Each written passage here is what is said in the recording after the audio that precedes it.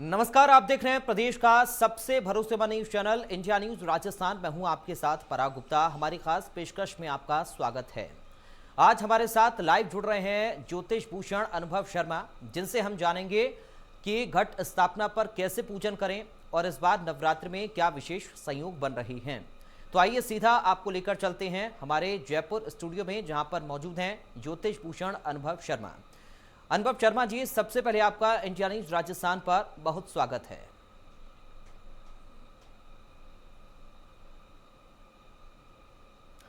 अनुभव शर्मा जी, मेरा पहला सवाल सर यही है आपसे कि कल से नवरात्रे शुरू हो रहे हैं, किस तरह से पूजा पाठ होगा, विधि विधान क्या है, शुरुआत किस तरह से कर सकते हैं, इसको लेकर आप जानकारी दें।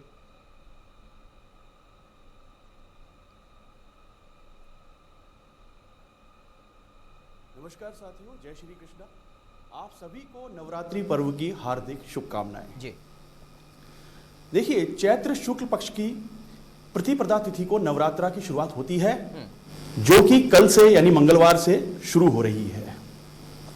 इसका जो श्रेष्ठ मुहूर्त है वो सुबह 5:28 से सुबह 10:14 तक रहेगा। जी इसके बाद में जो द्वितीय शुभ मुहूर्त है वह 11:56 से शुरू होकर 12:47 तक रहेगा। ठीक है, इस बार क्या कुछ विशेष संयोग अनुभव शर्मा जी बन रहा है नवरात्र के मौके पर?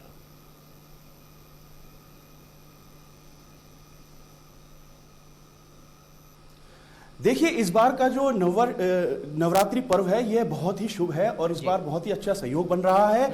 और जो माता रानी है वह घोड़े पर सवार होकर के आ रही हैं। और सबसे बड़ी बात यह है कि इस बार किसी भी तिथि का कोई भी क्षय नहीं है। आपको पूरे के पूरे 9 दिन यानी कि पूरे के पूरे नवरात्रे मनाने का अवसर मिलेगा। कई बार ऐसा होता था कि तिथि का क्षय हो जाता था, कोई ना कोई तिथि घट जाती थी और नवरात्रि का जो त्योहार था वो पूरे 9 दिन तक नहीं मनाया जाता था, या तो वो 7 दिन का रह जाता था या 8 दिन का रह जाता था। लेकिन इस बार ये बिल्कुल बहुत ही अच्छा संयोग है कि इस बार तिथि का कोई भी क्षय नहीं है और पूरे के पूरे 9 दिन हमें नव दुर्गा का उत्सव बनाने का मौका मिलेगा। अनुभव शर्मा जी, मैं चाहूंगा कलश स्थापना की आप विधि बताएं, कैसे पूजन पाठन करें। और क्योंकि कई लोग ऐसे रहते हैं जो बैचलर हैं, अकेले रहते हैं, उनको ज़्यादा नॉलेज नहीं होती है, ज़्यादा जानकारी पूजा पाठ की नहीं होती है, वो लोग कैसे पूजा कर सकते हैं, या फिर जो लोग परिवार के साथ रह रहे हैं उनको लेकर किस तरीके से ये पूरी विधि होगी?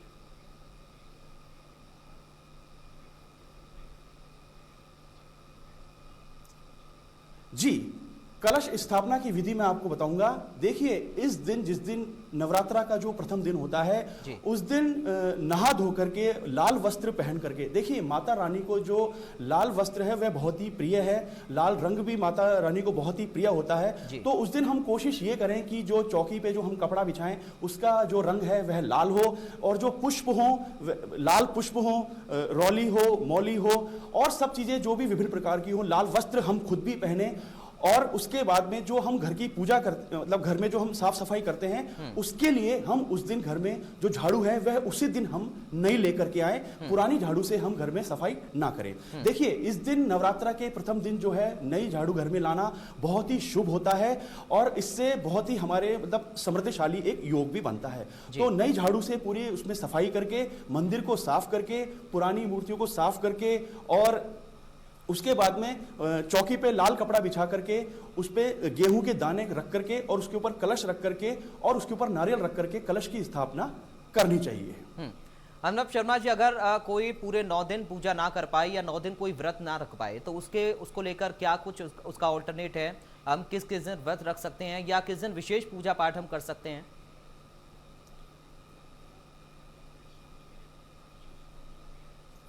देखिए, जो अगर 9 दिन अगर पूजा पाठ नहीं कर सकते हैं, समय की उनके पास अभाव है थोड़ा सा, या वो व्रत भी नहीं रख पाते हैं, तो वो 9 दिन अपने घर में अगर पूजा स्थान में अखंड ज्योत भी यदि जला लेते हैं, और अखंड ज्योत जलाने के बाद में अगर अखंड ज्योत के सामने वह नित्य रोज रात को अगर सुंदरकांड का पाठ यदि कर लेते हैं, तो यह मान लीजिए कि उन्हें भी उसके अनुरूप ही फल मिलता है। और एक मंत्र है, वो मैं आपको बताना चाहता हूं, अगर उस मंत्र का जाप भी अगर लोग कर लेते हैं तो भी उन्हें उसी के समान फल मिलता है। है।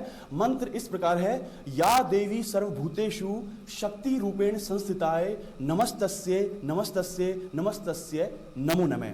इस मंत्र का अर्थात यह है कि ब्रह्मांड में जितनी भी शक्ति निहित है, यानी कि अग्नि, पृथ्वी, आकाश, वायु और जल, इसमें जितने भी समस्त जीव हैं उसी में शक्ति, उन्हीं में शक्ति समाहित है, शक्ति निहित है। तो अगर इस मंत्र का जाप भी यदि कोई जातक पूरे 9 दिन तक कर लेता है तो उसे भी ये मान लीजिए उतना ही फल मिलता है जितना कि वह नवरात्र, पूरे नवरात्र करने पर जितना मिलना चाहिए। जी, अनुभव शर्मा जी, अलग अलग जातकों के लिए, मेरा मतलब है अलग अलग राशि के लोगों के लिए क्या कुछ विशेष पूजा का प्रावधान भी इस बार बन रहा है? अलग से विशेष पूजा अपने लिए कर सकते हैं, कुछ ऐसा प्रावधान हो इस बार नवरात्रों पर?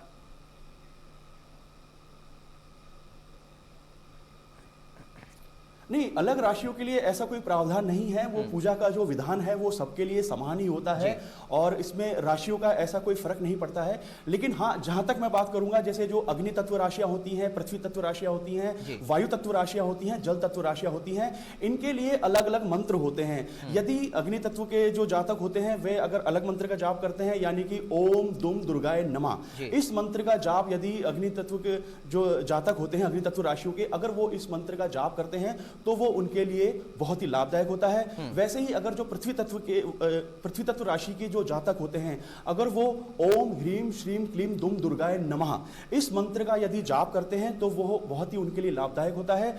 वायु तत्व इसके जो जातक होते हैं वे अगर माता का अगर ओम गिरजाय विद्महे शिव प्रियाय धीमहि तन्नो दुर्गा प्रचोदयात, यह महादुर्गा का गायत्री मंत्र है, अगर इसका ये जाप करते हैं तो उन्हें बहुत ही अधिक लाभ मिलता है। और अब बात करते हैं जल तत्व राशि की।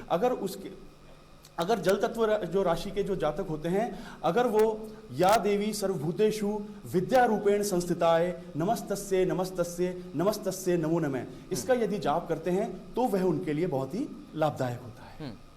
अनुभव शर्मा जी, क्योंकि नवरात्रों का जो मौका होता है बेहद शुभ मुहूर्त इसको माना जाता है, तो लोग अच्छे अच्छे काम भी करते हैं और मन्नतें ईश्वर से करते हैं, माता रानी से अपनी मनोकामना पूरी करने के लिए प्रार्थना करते हैं। क्या कुछ ऐसा किया जाए अपनी पूजा में जिससे कि मां दुर्गा प्रसन्न हो?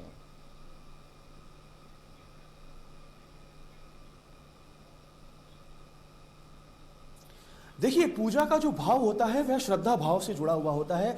जो जातक अपनी जैसी श्रद्धा से माता रानी की पूजा करता है उसके अनुसार ही उसको फल मिलता है। देखिए, कहते हैं कि भक्ति की ही शक्ति होती है और भक्ति हमेशा श्रद्धा भाव से जुड़ी हुई होती है। तो इसमें जो भी जातक अपनी श्रद्धा भाव से जैसी पूजा करना चाहे उसको उसी के अनुसार लाभ मिलता है। इसमें कई जातक ऐसे होते हैं कि जो 9 दिन पूरे नवरात्रि रख करके, यानी कि पूरे 9 दिन व्रत रख करके पूजा करते हैं और उस समय पूरे मतलब उसमें दुर्गा सप्तशती का पाठ करते हैं। तो यह मान लीजिए कि जो दुर्गा सप्तशती का पाठ करते हैं उन्हें इसका बहुत ही अधिक फायदा मिलता है। उनके जो चेहरे का ओजस होता है वह बहुत ही विभिन्न होता है और उनकी जो बॉडी लैंग्वेज होती है वो बहुत ही ज्यादा अलग होती है। और दुर्गा सप्तशती का जो पाठ है वो इंसान के अंदर बहुत ही ज्यादा आत्मविश्वास पैदा करता है और एक नई तरह की आभा शक्ति पैदा करता है। व्रत को लेकर अगर आप विधि बता पाएं, क्या क्या कुछ विधि व्रत को लेकर होनी चाहिए?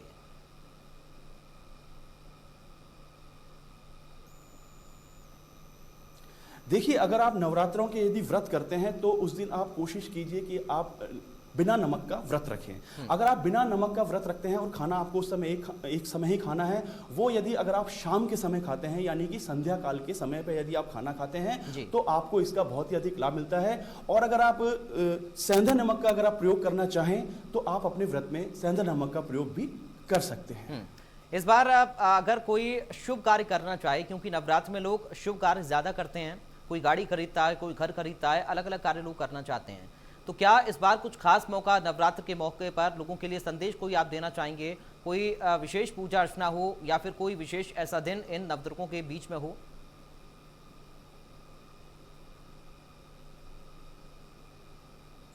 देखिए, जैसा कि मैंने आपको बताया कि इस बार के जो नवरात्र हैं वो बहुत ही महत्वपूर्ण हैं, क्योंकि इस बार किसी भी तिथि का क्षय नहीं है। पूरे के पूरे 9 दिन के नवरात्रि इस बार मनाए जा रहे हैं। तो मैं हमारे दर्शकों को यही कहना चाहूंगा कि आप पूरे नवरात्रे पूरी श्रद्धा भाव के साथ में करें, व्रत रख करके करें। और यदि आप व्रत करने के बाद में यदि रात्रि के 8 बजे बाद में या 9 बजे के बाद में यदि सुंदरकांड का पाठ यदि करते हैं पूरे 9 दिन तक, तो इसका मान लीजिए आपको बहुत ही अधिक फल मिलेगा। क्योंकि यह मान लीजिए जो सुंदरकांड जो है वह आत्मविश्वास का प्रतीक माना जाता है। तो अगर आप नवरात्रि के दिन में अगर सुंदरकांड का पाठ यदि आप करते हैं तो यह बहुत ही आपके लिए लाभदायक होगा।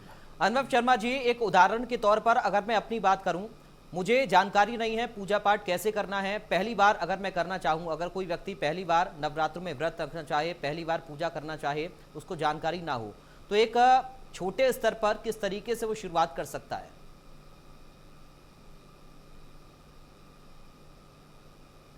देखिए, छोटे स्तर पर सबसे बड़ी बात यह है कि उसको नहा धो करके माता के मंदिर में बैठ जाना चाहिए। जो कि आपने घर में मंदिर बना रखा है उसमें चौकी बिछाइए, उस पर आप लाल कपड़ा बिछाइए, उस पर माता की मूर्ति आप विराजमान कीजिए और उसमें चौकी के ऊपर गेहूं के थोड़े से दाने रखिए, उसके ऊपर आप कलश रखिए, कलश में शुद्ध जल आप रख सकते हैं और उसके ऊपर जो अशोक के पेड़ के पत्ते होते हैं वह चारों तरफ लगा के उस पर आप नारियल रख दीजिए।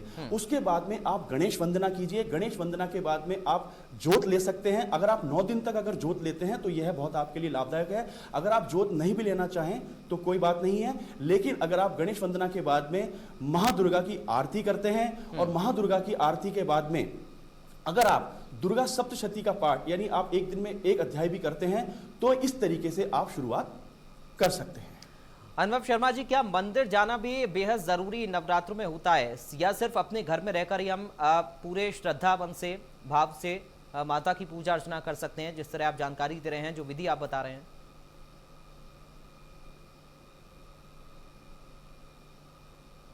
बिल्कुल, आप मंदिर जहां भी आपके आसपास यदि माता का मंदिर है तो 9 दिन आप जरूर माता के मंदिर में जाइए। देखिए, इस समय पे आपने सुना होगा कि जो हमारे भारतवर्ष में जो माता का जो सबसे प्रसिद्ध विश्व प्रसिद्ध मंदिर है माता वैष्णो देवी का मंदिर, इस समय पे वहां पर बहुत ही ज्यादा भीड़ रहती है। श्रद्धालु वहां पर बहुत ही ज्यादा संख्या में वहां पर पहुंचते हैं और खासकर इस समय के जो नवरात्रे होते हैं अप्रैल माह के, जिनको चैत्र नवरात्रा भी कहा जाता है और एक शारदीय नवरात्रा भी आते हैं, लेकिन चैत्र नवरात्राओं में माता के मंदिर में बहुत ही अत्यधिक भीड़ होती है। तो अगर आपको लगता है और आपका श्रद्धा भाव यदि कहता है कि अगर आपको मंदिर जाना चाहिए तो मैं जरूर कहूंगा कि आपको मंदिर जरूर जाना चाहिए। और यदि शाम के समय में यदि आप व्रत खोलने से पहले अगर आप मंदिर जाते हैं और मंदिर जाने के बाद में आकर के माता के मंदिर का प्रसाद लेकर के उसके बाद में यदि आप अपना व्रत खोलते हैं तो यह मान लीजिए यह आपके लिए बहुत ही लाभदायक चीज है। अनुभव शर्मा जी, क्योंकि आपने देखिए भीड़ भाड़ का जिक्र किया है, मंदिर जाने का जिक्र किया है, तो इस समय तो हम देख रहे हैं स्थितियां कैसी पूरे देश में बनी हुई हैं कोरोना की वजह से, और कई तो ऐसे स्थान हैं श्रद्धालुओं के लिए जहां पर पाबंदियां लगा दी गई हैं। लोग अब मंदिरों में भी जाने से शायद कतराएं क्योंकि कोरोना का डर उनको हो, या फिर जो मंदिर प्रशासन है उनकी ओर से अलग अलग तरह की पाबंदियां हैं। तो इसको लेकर किस तरह लोग जागरूक रहें, किस तरह शॉर्ट में पूजा पाठ कर पाएं? मंदिरों में अगर कोई लोग नहीं जा सकते हैं तो क्या घर पर ही पूरे विधि विधान को वो अपना सकते हैं?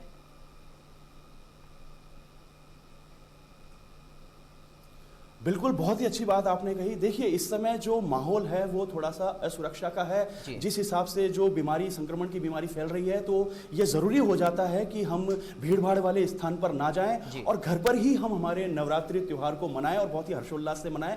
तो जो भी मैं यही कहना चाहूंगा कि जो भी आपके घर में आपने मंदिर या पूजा का स्थान बना रखा है उसमें आप चौकी बिछा करके आप अपना माता का स्थान बनाएं और 9 दिन बड़े प्रेम पूर्वक और श्रद्धा पूर्वक आप अपने पूजा पाठ करें और घर पर ही आप इस त्योहार को मनाएं।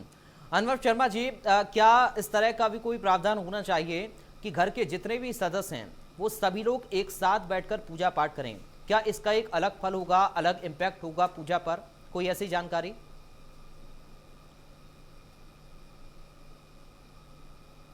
बहुत ही अच्छी बात आपने कही।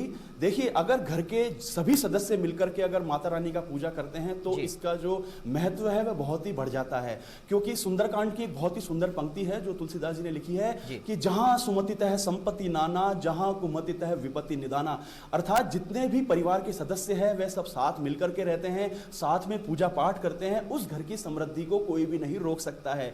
और जहां घर में अगर 8 सदस्य हैं वो सब टुकड़ों में बटे हुए हैं, अलग अलग रहते हैं, तो उस घर से में लक्ष्मी का आवास नहीं रहता और लक्ष्मी उस घर से चली जाती है। तो अगर घर के सभी सदस्य यानी कि घर के में अगर दादा दादी हैं, माता पिता हैं, बच्चे हैं और उन बच्चों के भी यदि बच्चे हैं यानी पोते पोती हैं, तो अगर वो सब मिलकर के एक साथ अगर माता रानी का ये त्योहार मनाते हैं तो यह मान लीजिए उस घर की समृद्धि को कोई भी नहीं रोक सकता है और उस घर में लक्ष्मी का जो आवागमन होगा वो बहुत ही अच्छे तरीके से होगा। क्योंकि देखिए, लक्ष्मी जी का आपने जिक्र किया है तो सभी चाहते हैं कि उनके घर में लक्ष्मी जी पधारें। और जाहिर तौर पर सभी उन्हें प्रसन्न करने की कोशिश पूरी करते हैं, लेकिन क्या ना करें, मैं इस पर अब आना चाहूँगा कि नवदुर्गों में, नवरात्रों में क्या नहीं लोगों को करना चाहिए, क्योंकि क्या करें ये तो आपने बताया, लेकिन दर्शक ये भी जानना चाहेंगे कि नवरात्रों के बीच में क्या नहीं करना चाहिए।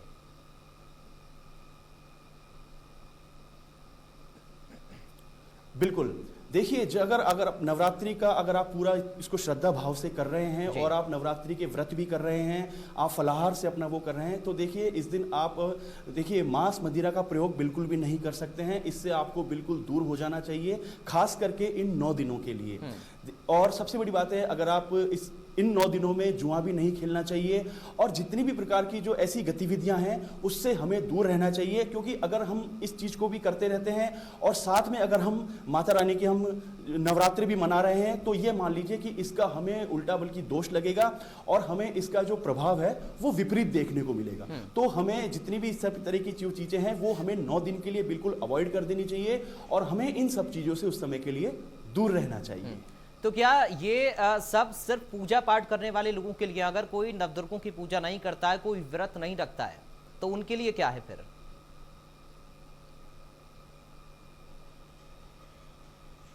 देखिए, जैसा कि मैंने आपको बताया कि सबसे बड़ा भाव जो है वो श्रद्धा का भाव है, भक्ति की शक्ति। देखिए, मैं ये नहीं कहूँगा कि अगर आप बहुत ज़्यादा पूजा पाठ करेंगे या वैसे करेंगे तो उससे आप माता रानी बहुत ज़्यादा आपसे प्रसन्न हो जाएंगी और सिर्फ आप 9 दिन ये सब सिर्फ चीज़ें छोड़ करके और 9 दिन के लिए आप व्रत करेंगे और 9 दिन तक आप इसको हर्षोल्लास से मनाएंगे और उसके बाद में ये सब चीज़ें आप वापस से शुरू कर देंगे। देखिए, जो सारा भाव है वो श्रद्धा भाव का है और भक्ति का है। तो जितना ज़्यादा आप ये नवरात्रे के 9 दिन हैं, देखिए नवरात्रे जो हैं वो वर्ष में 4 बार आते हैं। 2 गुप्त नवरात्रे आते हैं, एक चैत्र नवरात्रा है जो कि अभी कल से शुरू हो रहा है, एक शारदीय नवरात्रा है जो कि अक्टूबर नवंबर में दिवाली से पहले आता है। तो ये जो 9 दिन हैं, अगर इस दिन को पूर्ण श्रद्धा भाव के साथ यदि मनाया जाए, माता रानी को खुश किया जाए, जैसे मैंने आपको बताया कि ब्रह्मांड में जितने भी जीव हैं, समस्त जीव हैं, उनमें जो शक्ति निहित है वह शक्ति ही है।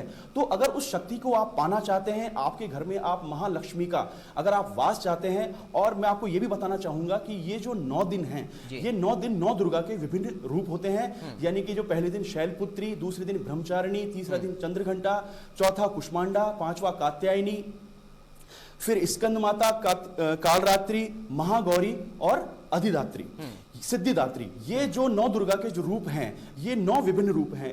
हम इन 9 दुर्गाओं की 9 दिन पूजा करते हैं। तो जितना ज्यादा हम इनको श्रद्धा भाव से इनकी पूजा करेंगे, उतना ही हमें इनका ज्यादा असर देखने को मिलेगा, इतना ही हमें इनका फल मिलेगा और महालक्ष्मी हमारे घर में विराजमान होंगी और हमारे घर से जो भी दरिद्रता का वास है, नेगेटिविटी का, नकारात्मकता का वास है, वो हमारे घर से चला जाएगा। अर्नब शर्मा जी, आपके शब्दों में नवरात्रों का सार क्या है?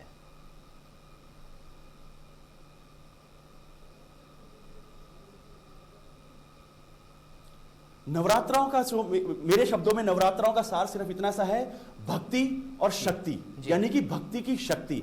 ये 9 दिन अगर आप पूर्ण भक्ति से शक्ति को प्रसन्न कर लेते हैं तो ये मान लीजिए आपको अपने जीवन में कामयाब होने से कोई नहीं रोक सकता है, क्योंकि शक्ति में सभी समाहित हैं। पूरा जब ब्रह्मांड ही समाहित है तो ये मान लीजिए सब कुछ शक्ति में ही समाहित है।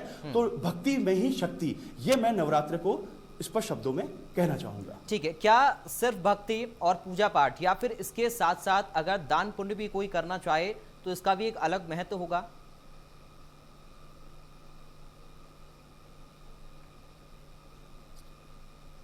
हाँ, इसमें दान पुण्य की भी बहुत महिमा है। देखिए, अगर आप नवरात्राओं के व्रत करने के बाद में पूरे 9 दिन आप इसमें जब करते हैं, उसके बाद में आप ऐसा कहा जाता है कि 9 कन्याओं को भोजन कराना चाहिए, क्योंकि 9 कन्याएं हैं वह 9 दुर्गा का स्वरूप हैं। तो उसमें जब आप 9 कन्याओं को जब आप भोजन कराते हैं तो उसमें भी श्रद्धा भाव देखा जाता है। कई लोग जो हैं वो इसको बहुत बड़े स्तर पर करते हैं और कई लोग इसको बहुत छोटे स्तर पर करते हैं, मतलब इसको अपनी श्रद्धा के हिसाब से किया जाता है। लेकिन नवरात्रे करने के बाद में नवमी वाले दिन या अष्टमी वाले दिन, जो कई लोग जो है अष्टमी मनाते हैं, कई लोग जो है वो नवमी मनाते हैं, तो 9 कन्याओं को भोजन कराना उसमें बहुत ही अधिक अनिवार्य है। अगर आपने नवरात्रे करने के बाद में 9 कन्याओं को यदि भोजन नहीं कराया, उनको दान पुण्य की राशि नहीं दी या जो भी अपने हिसाब से नहीं किया, तो यह मान लीजिए आपको उसका पूर्ण फल नहीं मिल पाएगा।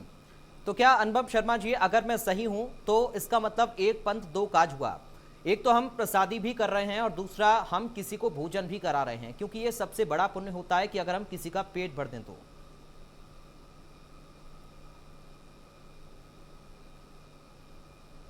बिल्कुल, ये बहुत ही बढ़िया आपने बात कही कि सबसे बड़ा दान ही है किसी भूखे को भोजन कराना।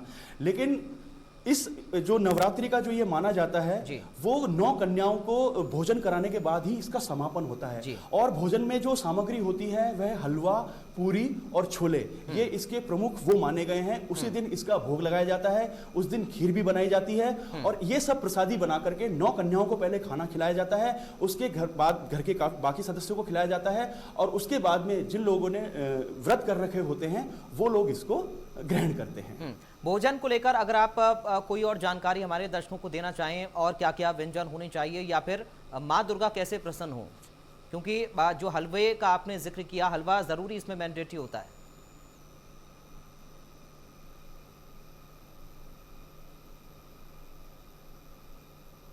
जी देखिए, हलवा, पूरी और छोले ये माता का प्रमुख व्यंजन माना गया है, क्योंकि आपने वो गीत भी सुना होगा कि मेरी माता का जगराता हलवा पूरी बांटूंगी। तो शुरू से ही एक प्रथा रही है कि हलवा, पूरी और छोले ये माता जी को अर्पित किए जाते हैं, इनका भोग लगाया जाता है। और मैं ये भी बताना चाहूँगा कि जो 9 दिन अगर आप घर में नवरात्रे बैठाते हैं, नवरात्रे करते हैं, नवरात्राओं का व्रत करते हैं, तो उस दिन अगर आप प्याज और लहसुन इन 2 चीज़ों को अगर आप अवॉइड करते हैं, अगर आप इसका प्रयोग नहीं करते हैं, तो यह भी आपके लिए बहुत ही लाभदायक स्थिति होगी और इससे आपको बहुत ही अधिक लाभ मिलेगा।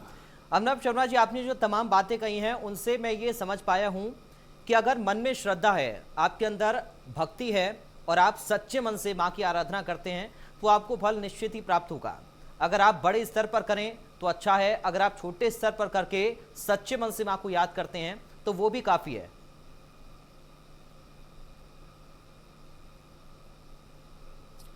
बिल्कुल, इसमें सारा भाव जो है वो श्रद्धा भाव का ही है और श्रद्धा भाव से जो भी कार्य जिंदगी में किया जाता है वह बहुत ही सफल होता है, क्योंकि जहां श्रद्धा होती है वहां देवता प्रसन्न होते हैं। जी अनुभव शर्मा जी, क्योंकि कन्याओं के पूजन का आपने जिक्र अभी थोड़ी देर पहले किया था, तो सबसे ज़्यादा ज़रूरी है कि हम महिलाओं को सम्मान दें, क्योंकि इस देश में महिलाओं को देवी का रूप हम मानते हैं। और क्या ये कहना सही होगा कि यही एक ऐसा मौका है जब हम उनको असली सम्मान उनका दे सकते हैं, देवी के रूप में उनको मानकर, उनको पूजकर?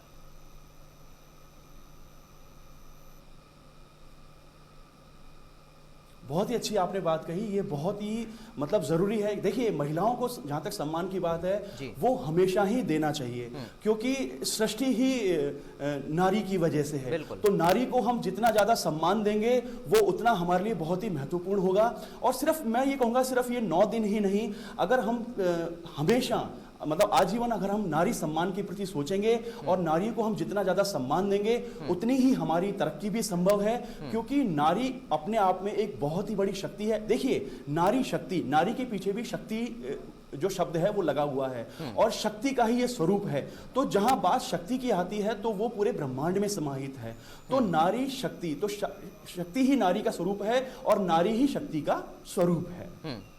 आप जागरूक हमारे दर्शकों को कैसे करेंगे अनुभव शर्मा जी, कोरोना काल के बीच में, क्योंकि ये तमाम त्यौहार और लोगों की श्रद्धा बेहद ज़रूरी है, क्योंकि इस बार तमाम सारी पाबंदियां हैं, बंदिशें हैं, किस तरह से लोग जागरूक रहें? जाते जाते मैं ज़रूर आपसे चाहूँगा, और संदेश आप क्या देना चाहेंगे हमारे दर्शकों को?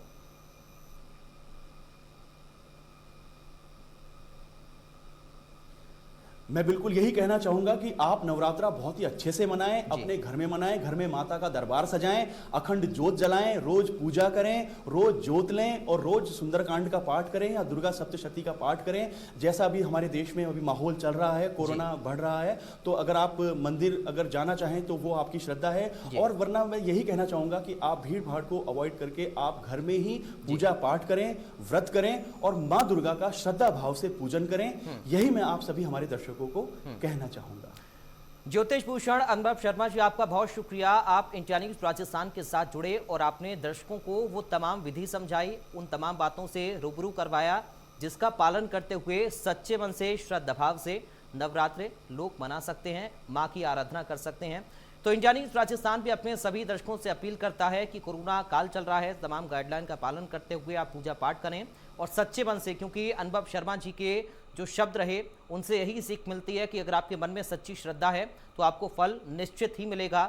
तो आप इन तमाम बातों को ध्यान में रखते हुए जो पूजा पाठ की विधि अनुभव शर्मा जी ने बताई है, उन तमाम विधि के जरिए आप अपनी पूजा पाठ को संपन्न कर सकते हैं और ये भी बताया है कि जो लोग बड़े स्तर पर पूजा पाठ नहीं कर सकते हैं उनको छोटे स्तर पर किस तरीके से मां को प्रसन्न करना है। तो फिलहाल के लिए इस खास पेशकश से मुझे दीजिए इजाजत। आप देखते रहिए इंडिया न्यूज।